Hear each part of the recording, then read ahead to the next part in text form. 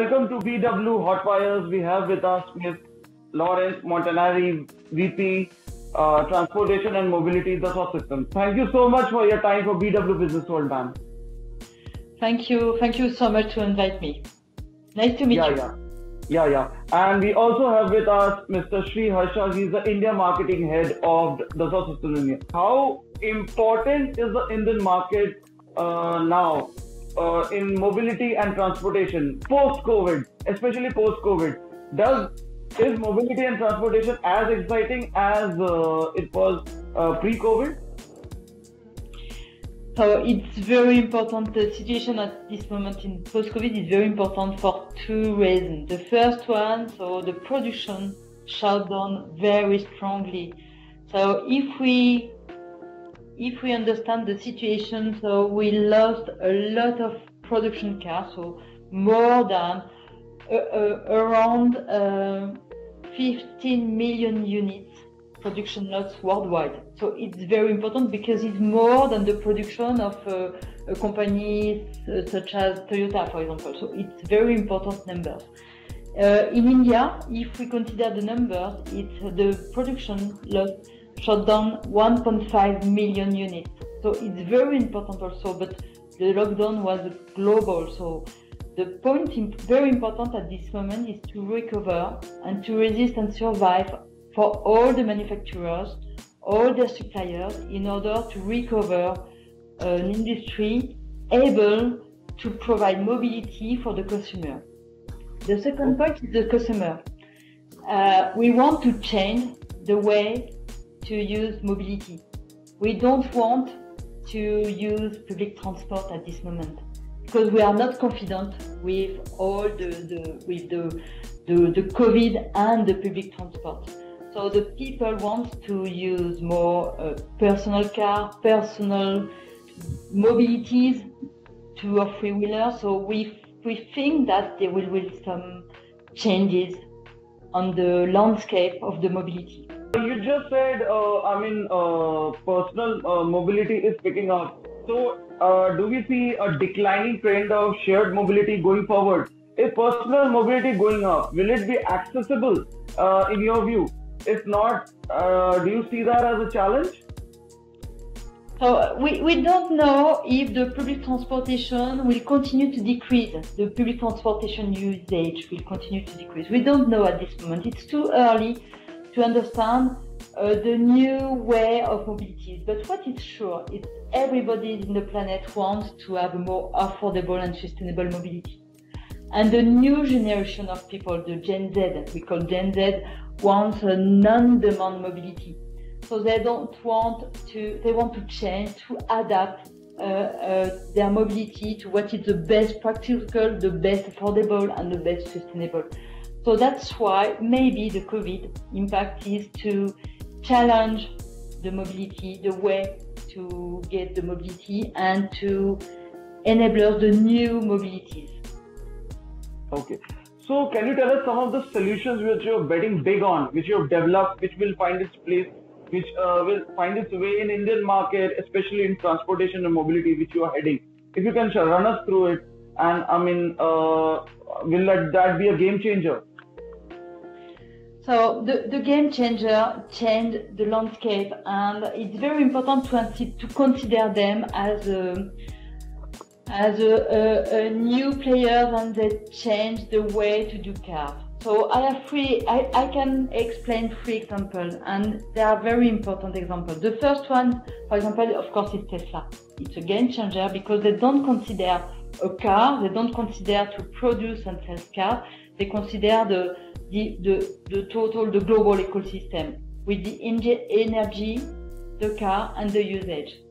So they are the first to consider the energy with the cars together.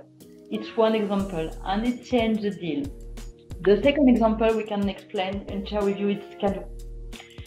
Canoo, they provide a vehicle platform, a kind of skateboard, and the idea is to adapt this skateboard to all the situations for the new mobilities of people, but we can continue and understand that it's not only for people, maybe it's also for good. So if you have a skateboard, you can adapt the structure, the body of your car, and to a lot of new examples to adapt to the context of the mobility. Because the very important point on the mobility is the decision will be making at a local level, at a territory level.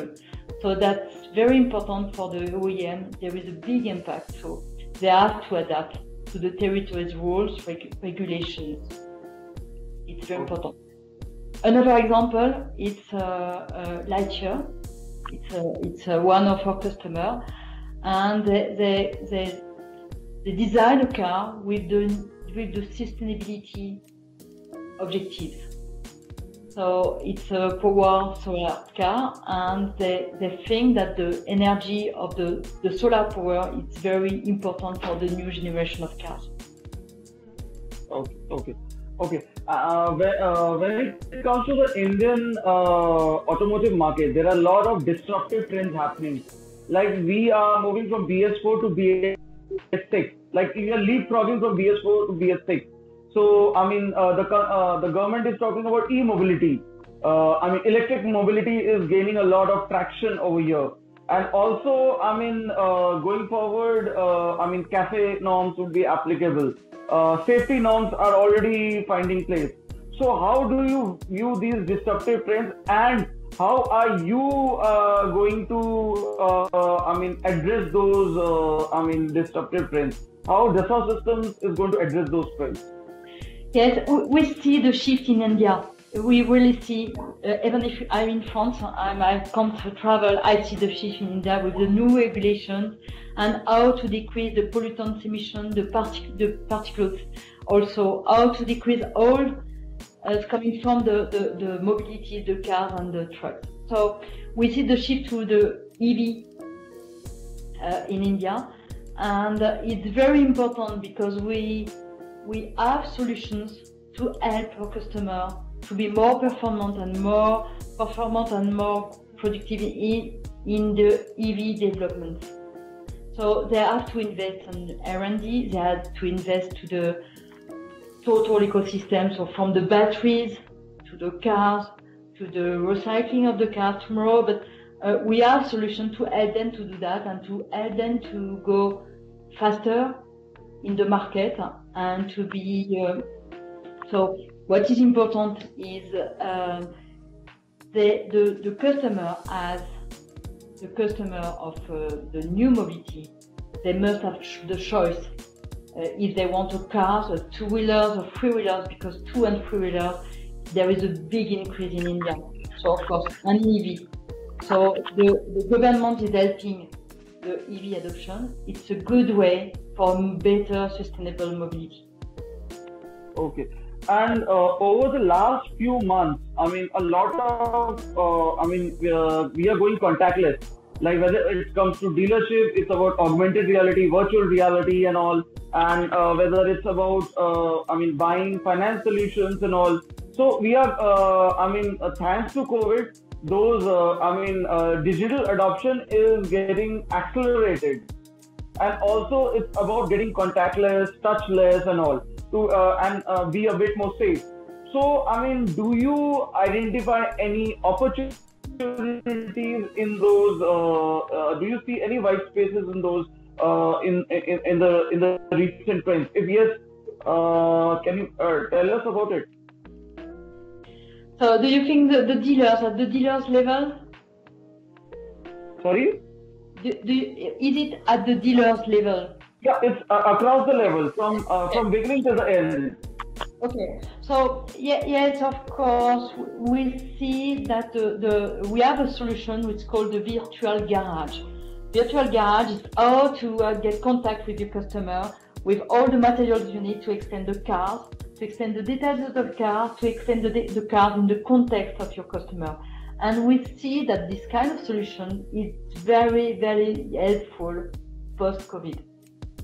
It's very helpful because it allows the dealers to have the contact, or the manufacturer to get the contact with their their customers, and it helps to understand what the products you have and what the advantages of your products. So of course we see that the post-COVID is an area without contact.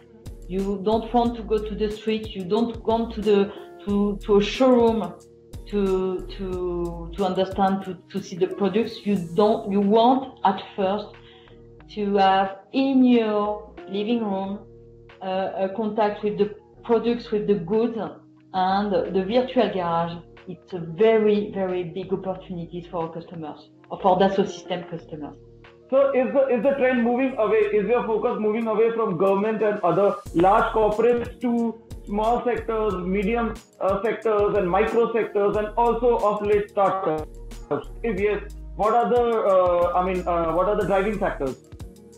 Sure, thank you for the very interesting question. So I want to refer back to one of the industry veteran who made an announcement very recently that how India can play a role in the global value chain of automotive. And this catastrophe can be an opportunity for the Indian automotive business. And this is happening not only right from OEMs adopting Plan B for their supply chain alternatives, indigenization and local R&D of components, where suppliers tier 1, tier 2, tier 3 are expected to invest in R&D so that the OEMs can de-risk. What does it mean? It means the suppliers have to invest in material knowledge, invest in simulations, invest in quality, so that we can be an alternative definitely for a potentially imported product. And you must be wondering, what does it mean for us as Dassault Systèmes? It means more investment in R&D. And thanks to the government, where they've come forward to support MSMEs to be not only self-reliant, but also improve the quality standards on par with the global component manufacturers. So we see a significant increase in startups coming into the mobility space. You see that, I could rather say that this is our Indian time of mobility startups, as you can see. That is something which we want to latch upon, and we have announced significant measures. We have announced new offers supporting these startup initiatives. We have come out with new things on cloud, because remote is something which is very visible right now. Everyone cannot enter the office. So how can you really support new product development, coming and design new experiences, being in the remote and the cloud option? And that's where is the Dassault Systèmes 3D Experience Platform is the answer. And are we really good in positioning that? You look at our experience globally. Biggest of the biggest EV companies, either it could be Tesla, NIO, Kanu, Chrysler Electric, are developing now on their full vehicles on cloud.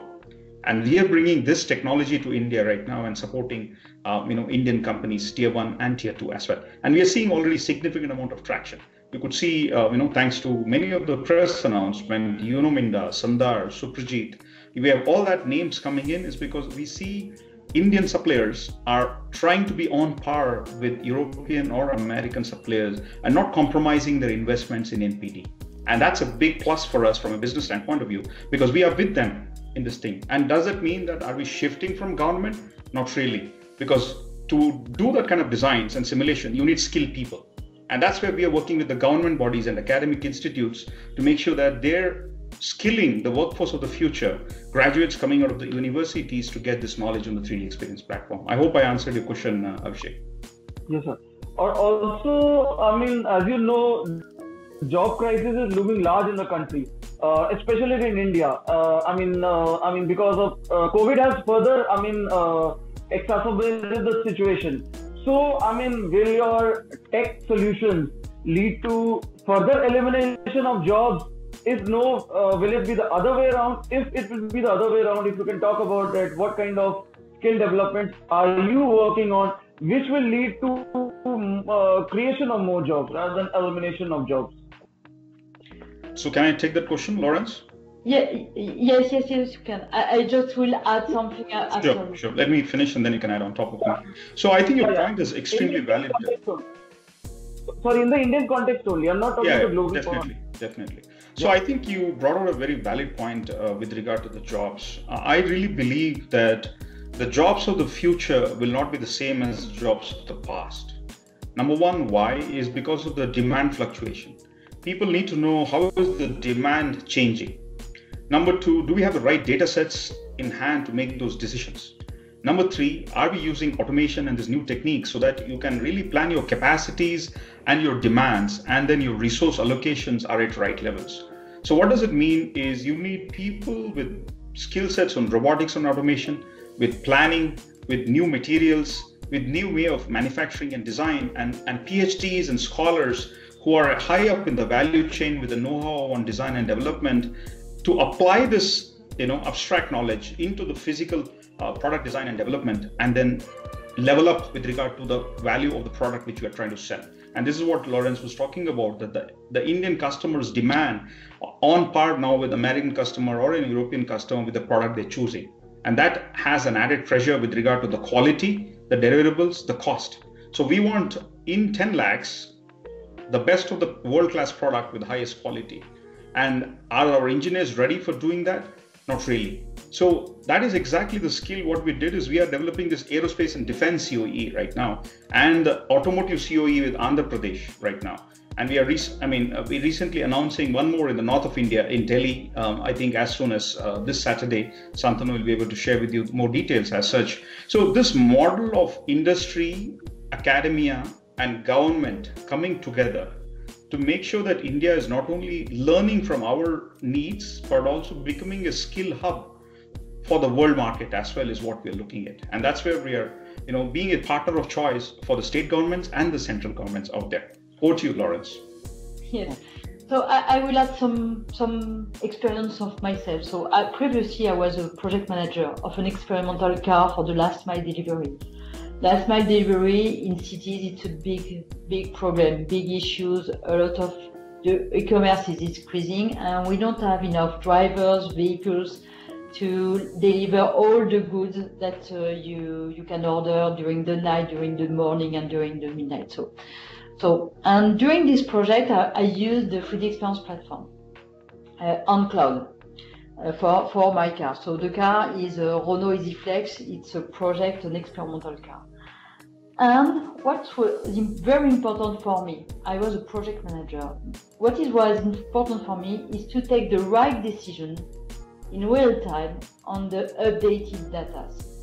And what is very important when you do that is that you have to be sure that everybody is connected to the same data in the same times, and to collaborate together with the same intelligence for the same goal, your vehicle project. So it was a very small team within a big group, because it was in Renault, but a very small team to deliver this car. So we were very few people, and the solutions such as the 3D Experience platform allows to do that with people coming from everywhere.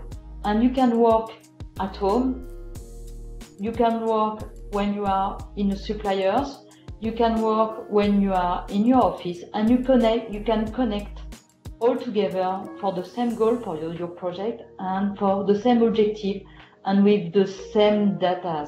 You share the same data, and it's very important because in a car, in a 2 or 3 wheelers, you have around 6,000 parts, and you have to be sure that everybody is aligned to conceive, to simulate the parts at the same level of maturity, and to create and to build this car for the same objective for during the project management. So it's very important to share this environment, virtual environment, and it allows you to work with people not in your countries. They are not located in your countries. It's not a problem anymore, because you can share the same virtual twin, you can share the same data, and they are always up to date. And it's very important.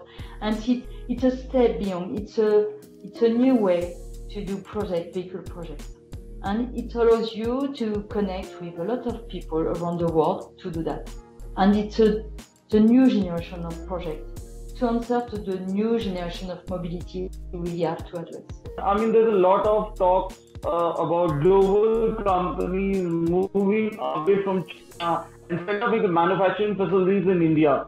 So, I mean, how do you see any potentialities in that? also because there's a talk about self-reliant economy by the Prime Minister, Atmanirbhar policy. Ms. Lawrence, I'm sure you know what Atmanirbhar is. It's a program by the government on having a self-reliant manufacturing ecosystem. I'm sure you heard about it, right?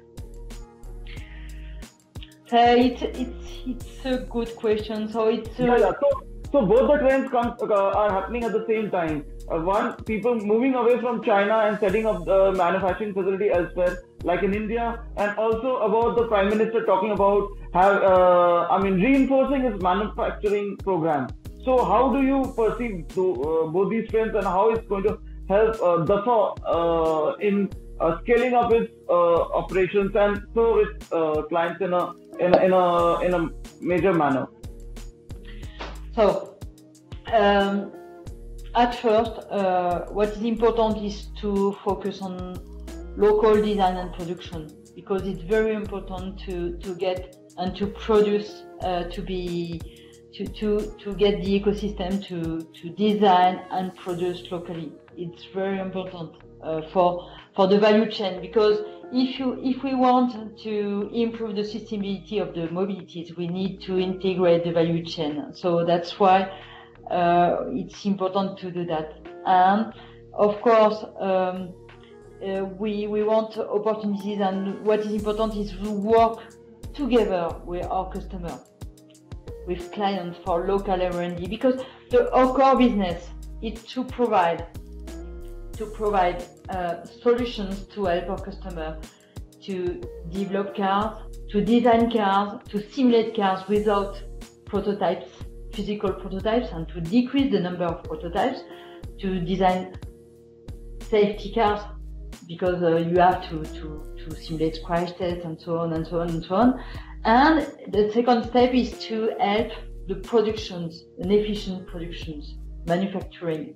So it's our core business, and so it's important to focus on that with the local companies, the Indian companies. Okay.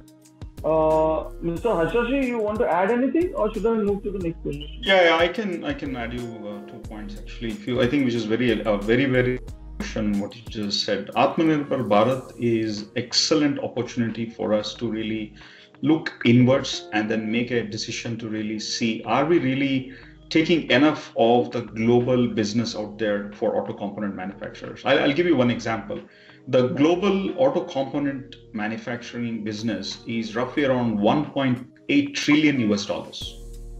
I will tell you Indian numbers. We make roughly, we share a pie of just $40 billion today in India. So it means out there, the rest of the market today is taken by the Chinese, Korean, Japanese, and European suppliers. What does it mean?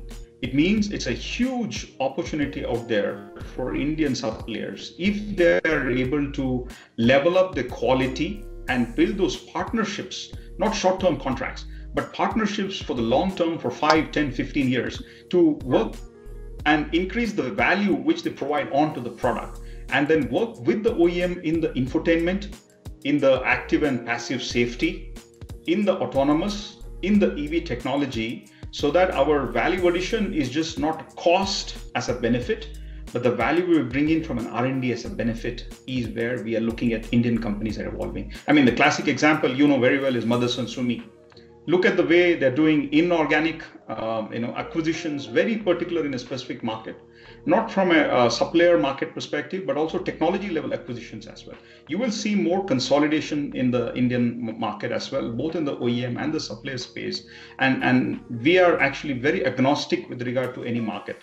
Right from, if you really see the top 20 EV startups company, we work with them, and I cannot name, and we would be working with them with almost all EV programs happening in India, including some of the biggest shared mobility, which you know very well, whom I'm referring to as well. So technically, we don't really differentiate between Atmanirbhar Bharat or really for a global, but I think this is an opportunistic time for Indian companies to look inward and adopt technology and leapfrog from here. And the whole world is the market for you. I gave you a parameter for comparison of $1.8 trillion to $40 billion, and that's the space we are talking about. And having a clear assessment on that business making right business changes right now, we will be happy to partner with any of them actually right now in India. What is the road ahead for Dassault System? I mean, where does it want to see itself in the next few years? I mean, if you can shed some light on the kind of revenues that you are projecting, especially from India, and also, I mean, some of the, key groundworking solutions that you're planning to bring in, and something of that sort.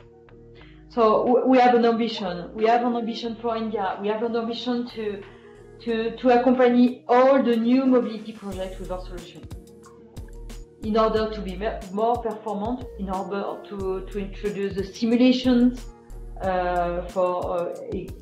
to avoid demonstration, to go faster, in order to get cloud solutions to work remotely, because we don't know what is the next step of the COVID. We know that we have to work remotely. It's a new normal.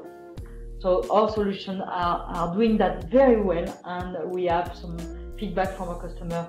It was very useful during the COVID-19 area lockdown. So we want to accompany all the new mobility projects in India. It's our ambition. Mr. Harshashi, you want to add anything? Yeah. I think she said it very nicely, Lawrence, with regard to our ambition for reaching out to the market. One point which I really wanted to highlight is the adoption of simulation. I mean, design, we are very, very good in India. I mean, we moved on from 2D to 3D very, very fast. But the adopting simulation and then the manufacturing practices is somewhere we will focus, because we really believe the frugal engineering from an Indian perspective is directly linked with simulation and manufacturing. You must be wondering, why is Sri saying that? Anybody who invests 1 rupee or $1 or €1, the manager has to ask this question to his approver of authority of the budget, either it's in design or in manufacturing on simulation, that have you tested this in 3D first? Have you seen the results, how this would work in the virtual world, before you procure the part, procure the component, or procure the testing equipment, or procure an element in the factory with regard to the CapEx investments? Because CapEx is everything right now. People are not doing it. So it means OpEx budgets will get hit. What does it mean is people will defer investments for short term, and they will question the investment's ROI as such. And that is where simulation can play a key role in bringing the ROI for operational expenses investments of the decision makers in manufacturing. And here we are seeing people are much more embracing, and that's where we started off a new practice in India called as outcome-based engagement.